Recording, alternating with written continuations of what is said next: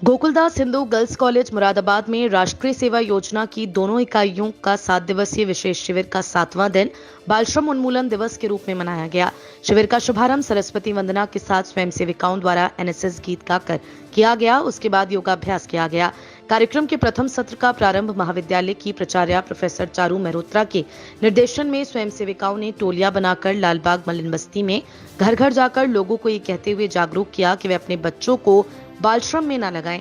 प्राचार्य प्रोफेसर चारू मेहरोत्रा ने स्वयं सेविकाओं को ये संदेश दिया कि अशिक्षित समाज ही बाल मजदूरी को बढ़ावा देता है, इसलिए शिक्षा ही एक ऐसा हथियार है जो बाल श्रम जैसी समाज की समस्याओं को खत्म कर सकता है। प्राचार्य ने यह भी बताया कि बाल मजदूरी मानवता पर कलंक है, इसे रोककर हमें समाज को अकलंक बनाना है। शिविर के द्वितीय सत्र में समापन समारोह, सांस्कृतिक कार्यक्रम एवं पुरस्कार वितरण का आयोजन किया गया। सत्र का प्रारंभ कार्यक्रम के मुख्य अतिथि ADM Moradabad Alok Kumar Verma, city magistrate Jyoti Singh एवं महाविद्यालय की प्राचार्य प्रोफेसर चारू मेहरोत्रा और उप प्राचार्य प्रोफेसर अंजना दास द्वारा मां सरस्वती के समक्ष दीप प्रज्वलित करके एवं पुष्प अर्पित करके किया गया। साथ ही स्वयं सेविका गौसिया तबस्सुम के द्वारा सरस्वती वंदना प्रस्तुत की गई।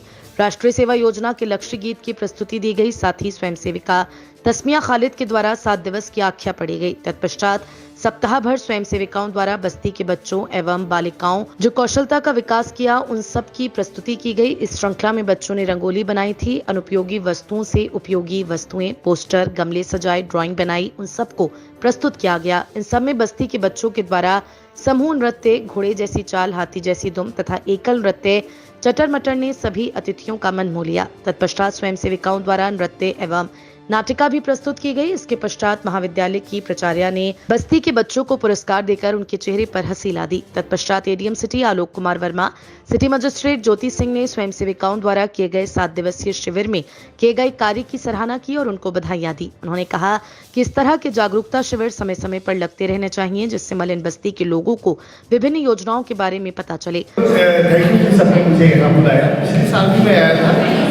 और ऐसे कुछ कार्यक्रम था, मैंने उस वक्त भी यही कहा था कि ये चीज़ें जो है आपको जीवन में सिर्फ अनुशासन लेकर के आते हैं। मैं खास तौर पर आपसे मुखातिब होता हूँ, ये अनुशासन लेकर के आते हैं। जब लंबे दौर में आप देखेंगे, अभी आपको नहीं समझ में आ रहा है कि हम क्या कर रहे हैं। 1 महीने के लिए गए या 1 दिन के लिए गए और जाकर के कुछ करवर करके चले आए। जब आप मेन एज तक आवेंगे, आप में से कुछ डॉक्टर बनेंगे, कुछ इंजीनियर बनेंगे, कुछ थोड़ा सा बिजनेस भी कर सकते हैं, अलग अलग आपके सभी का कार्यक्षेत्र होगा। उस वक्त आपको यह अनुशासन समझ में आएगा कि हमने वो कितने कम समय में किया था, ठीक वैसे ही हमें अब करना है। हमें जो ये आपका एनएसएस एक है, ये आपको रिस्पॉन्सिबिलिटी सिखाता है, जिम्मेदारियां सिखाता है।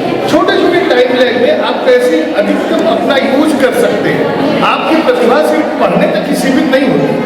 व्यक्तित्व जो होता है वो सिर्फ पढ़ने तक नहीं होता है। और पढ़ने तक होता तो मैं भी पढ़ करके बन चुका होता, हर आदमी बन चुका होता। लेकिन जब इस सेवा में हम आते हैं तो कहीं एक्सीडेंट हुए, कहीं चक्का जाम हुआ, मीडिया के लोगों का कुछ प्रॉब्लम खड़ी हुई, तो हम जाकर के उनसे बातें करते हैं। अगर ये सारा काम अगर हमने न किया होता तो आज शायद मैं इन लोगों को न समझा पाता। मैं इनफैक्ट बात ये कह रहा हूँ कि ये जो छोटी छोटी चीजें हैं ये आपके लक्ष्य को कंप्लीट करती है।